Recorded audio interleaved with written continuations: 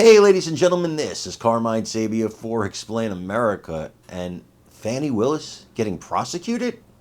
Oh, baby. Before we get started, please make sure you like, comment, share, and subscribe. Those little things really help us out, and they help our channel continue to grow. You know, for a number of reasons, it's time for Fani Willis to be on the opposite side of the prosecution and defense equation, in my opinion. But there's one person who does not want to prosecute her, and the person will shock you. The person is none other than former President Donald Trump. He was asked if he was going to be president again, would he want to prosecute Fani Willis? And he said no, he wouldn't want to. Would he want to prosecute Joe Biden? He said no, he thinks it would be dangerous for the office of the presidency. This is the man they say wants to be a dictator and punish his enemies on day one.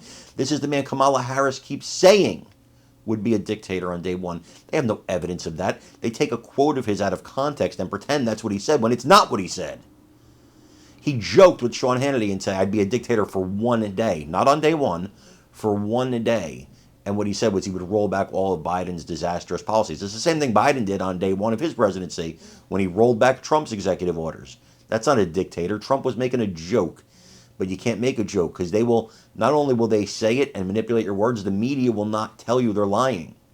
The media will fact check Trump on the color of his sneakers.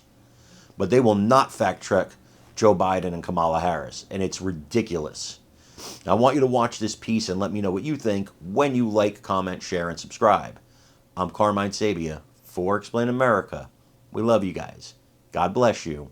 Take care, everybody. This is about politics. All right, let's go to the trail and let's go to his quest to get 4 more years.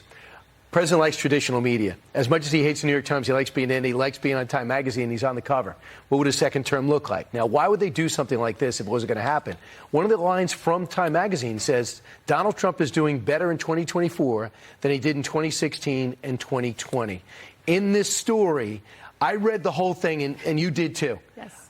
Totally different the way it's portrayed into the actual interview, which has Q&A all the way through. Brian, so you flagged the story for me. So I go and read it, and what do I find? He's asked about whether he'll prosecute Fani Willis and brag, and he says, no, I don't want to do that. He's asked about prosecuting Biden. I wouldn't want to hurt Biden. I have too much respect for the office.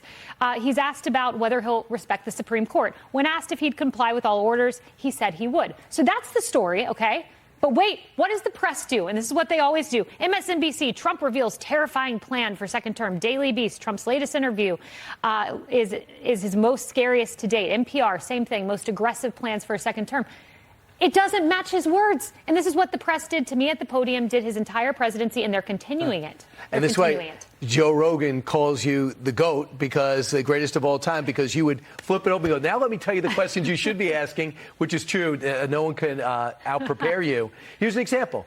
During the interview, the president was asked, are you going to be a dictator? He said, why did you say this, Sean Hannity? He goes, I'm being sarcastic. It didn't stop Kamala Harris to say this. Under Donald Trump, it would be fair game for women to be monitored and punished by the government. But it's not true. She went on to say he wants to be a dictator, mischaracterizing people that aren't going to read Time Out.